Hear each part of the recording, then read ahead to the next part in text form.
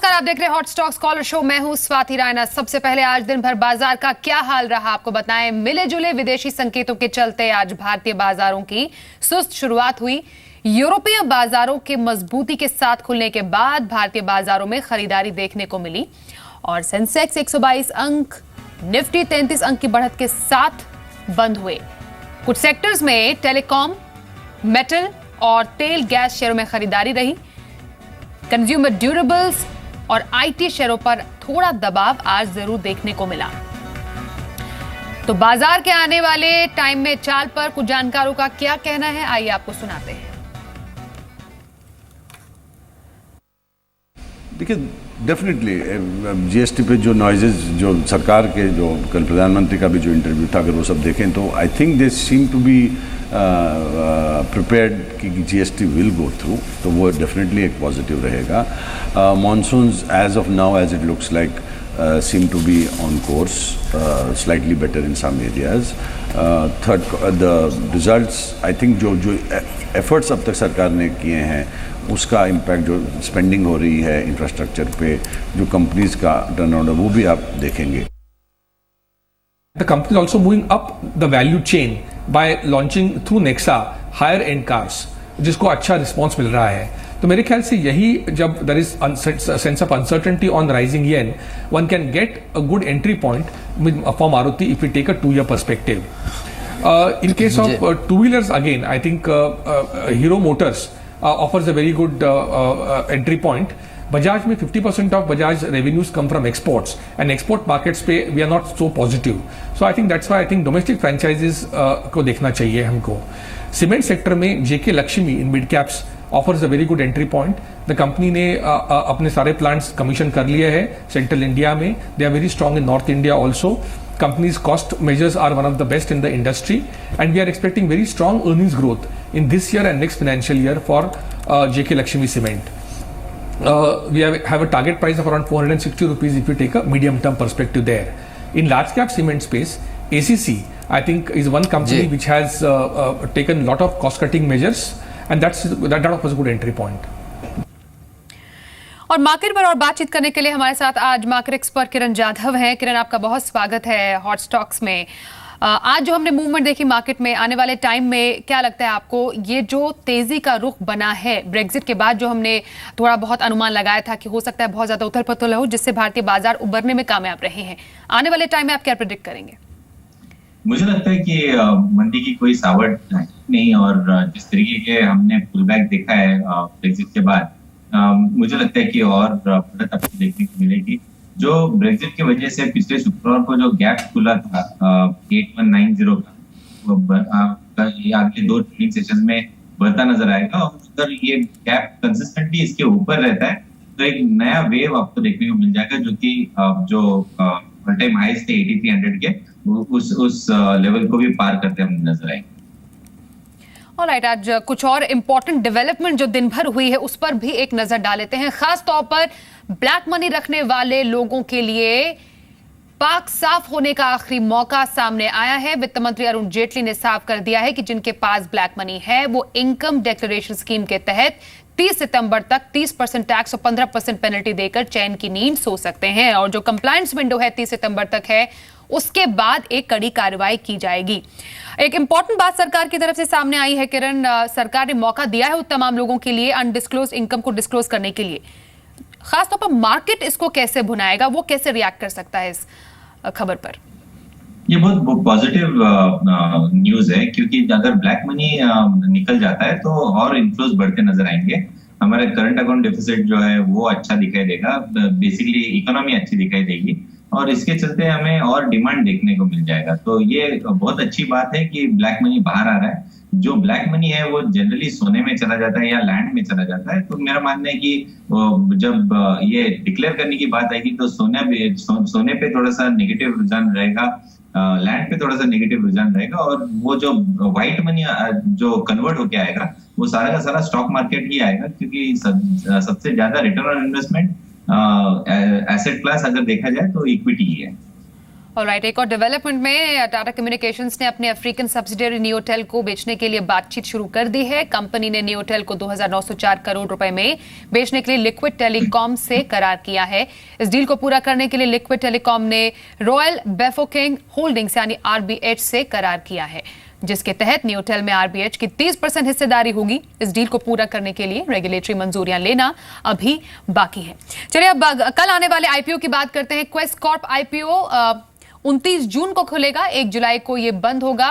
कल खुलने वाले इस आईपीओ में का प्राइस बैंड 310 से 317 रुपए प्रति शेयर रखा गया है और 1.26 से 1.29 करोड़ शेयर बेचने की इसके तहत योजना है। किरण, आपसे जानना चाहेंगे क्वेस्ट कॉर्प का जो आईपीओ आने वाला है, वैल्यूएशन आपको कैसा लग रहा है और प्राइस बैंड के बारे में क्या कहेंगे?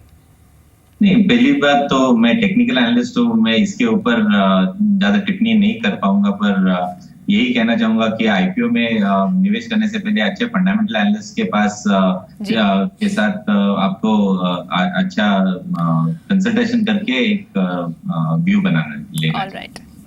ऑलराइट, और एक और इम्पोर्टेंट डेवलपमेंट में ऐसी जो खबर आ रही है, संसद का मॉनसून सत्र 18 जुलाई से शुरू हो सकता है।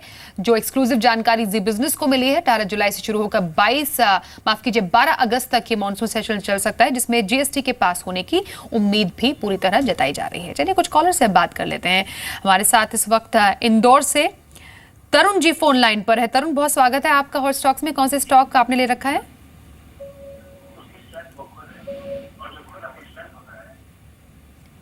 तरुण, आप सुन पा रहे हैं हमें?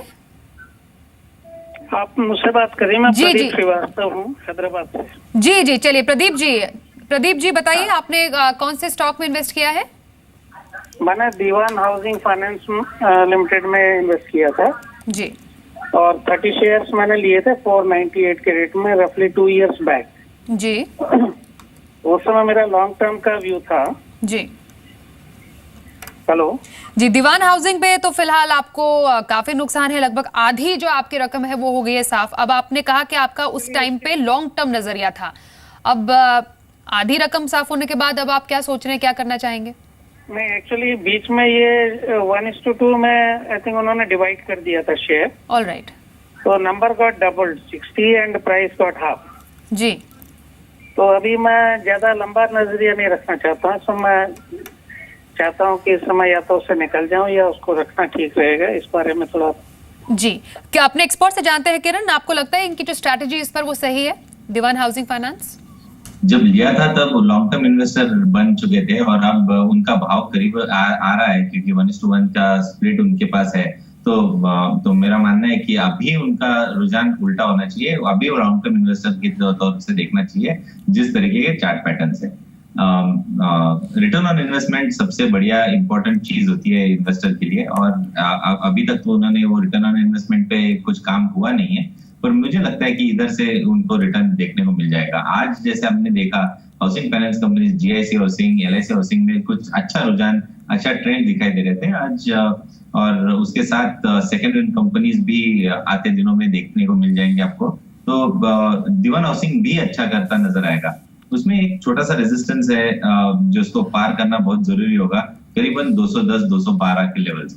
जब ये लेवल्स निकल जाएंगे तब इसमें मार्केट आउट परफॉर्मेंस देखने को मिलेगा, और मेरा मानना है कि इजीली 240 से 280 तक जाने की क्षमता रखता है ये स्टॉक। तो बने रहे इस स्टॉक में, जल्दबाजी ना करें। इसके लिए स्टॉप लॉस बहुत जरूरी है। 190 का स्टॉप लॉस जो कि बहुत दूर नहीं है करंट लेवल से, वो लगाने की सलाह होगी। तो 190 के स्टॉप लॉस से होल्ड कीजिएगा, और 260-280 अगर जाता है स्टॉक तब उधर एक बार रिव्यू ले लेना। जो अगले कॉलर इस वक्त हमारे साथ हैदराबाद से जुबैर अली जी हैं। जुबैर जी, बहुत स्वागत है आपका हॉट स्टॉक्स में। बताइए कौन से स्टॉक आपने ले रखा है? जुबैर जी, आपको हमारी आवाज आ रही है? चलिए, हमारे पास इनफैक्ट इन्होंने सवाल भी भेजा है। बॉम्बे डाइंग इन्होंने लिए हैं 2,500 शेयर, जिस पर इनका खरीद भाव है 47 रुपए का। फिलहाल थोड़ा बहुत नुकसान इन्हें है, लगभग 1.5 रुपए का, 45 रुपए और 65 पैसे पर इस पर्टिकुलर स्टॉक की क्लोजिंग हुई है। बॉम्बे डाइंग इस पर्टिकुलर सेक्टर में अगर बोले, अगर कोई इस वक्त निवेश कर रहा है, फिलहाल इन्हें थोड़ा बहुत नुकसान जरूर है, और इस पर्टिकुलर स्टॉक में क्या स्ट्रैटेजी रखें? सेक्टर बहुत अच्छा है, पर बॉम्बे डाइंग उस सेक्टर में अंडर परफॉर्म कर रहा है। तो मेरा मानना है कि बॉम्बे डाइंग से दूर रहे। इसी क्षेत्र में वर्धमान टेक्सटाइल्स है, केपीआर मिल्स है, अरविंद है, जो कि बहुत अच्छा कर रहे हैं। और बॉम्बे डाइंग के चार्ट देखे तो consistently lower top lower bottom कर रहे हैं। हालांकि एक अच्छा सपोर्ट है करीबन 40 रुपए का, पर अगर 40 रुपए सपोर्ट होल्ड भी करता है तब ये ज्यादा से ज्यादा बाउंस बैक में 60 रुपए 62 रुपए तक जा सकता है। तो मेरा मानना है कि इधर से निकल जाए, अच्छे जैसे जिन स्टॉक्स का नाम लिया उन स्टॉक्स में कहीं निवेश करें तो आपका रिटर्न ऑन इन्वेस्टमेंट ज्यादा अच्छा रहेगा। जी, अगले दर्शक इस वक्त हमारे साथ फोन लाइन पर है बेंगलुरु से राम्या जी। राम्या जी, बहुत स्वागत है आपका हॉट स्टॉक्स में। कौन सा स्टॉक आपने लिया है? राम्या, आप हमें सुन पा रही हैं? किरी इंडस्ट्री जी 650 शेयर्स या जी, बताइए। थोड़ी सी आवाज में क्लैरिटी नहीं है हमारे पास। इनका सवाल भी है, किरी इंडस्ट्रीज के बारे में ये जानना चाह रही है। 650 शेयर इनके पास है, जिस पर इनका खरीद भाव 352 रुपए का है। फिलहाल इन्हें अच्छा मुनाफा है, 381 रुपए पर इस पर्टिकुलर स्टॉक की क्लोजिंग हुई है। अब आज ही इसने इनफैक्ट अपना हाई 52 वीक हाई टच किया है 389 रुपए पे। इस पर्टिकुलर स्टॉक में आप कैसी मूवमेंट देखते हैं आगे, जो अब तक इसका परफॉर्मेंस रहा है, जो चार्ट पैटर्न कहता है, क्या स्ट्रैटेजी रखी है? फर्स्ट वीक ऑफ जून में हमने इसको इस स्टॉक में ब्रेकआउट दिखाई दिया था, तब उसका रेट करीबन 220 था। उधर से सीधा वर्टिकल रैली दिखाई दी है स्टॉक में और बहुत ही अच्छे चार्ट पैटर्न दिखाई दे रहे हैं। करीबन 13 जून से ये स्टॉक थोड़ा सा कंसोलिडेट करता नजर आ रहा है और वापस एक बार एक अच्छी मूव दिखाई दे रही है। तो मेरा मानना है कि ये स्टॉक में बने रहे। स्टॉप लॉस इनका 340 रखना चाहिए अभी के लिए, ट्रेलिंग स्टॉप लॉस, जहां से उनका प्रॉफिट प्रोटेक्टेड रहे और भी ऊपरी स्तर आपको देखने को मिल जाने चाहिए। ये एक ऑल टाइम हाई के ऊपर चल रहा है, तो नए नए हाई बना रहा है, open blue sky, no resistance zone है। तो मेरा मानना है कि आउट परफॉर्मेंस इनको देखने को मिलेगा। वैसे भी केमिकल स्टॉक्स केमिकल क्षेत्र के स्टॉक्स बहुत ही अच्छे परफॉर्म कर रहे हैं, तो ये इसमें से एक बेहतरीन स्टॉक है। तो इसमें बने रहे ट्रेलिंग स्टॉप लॉस का इस्तेमाल करके।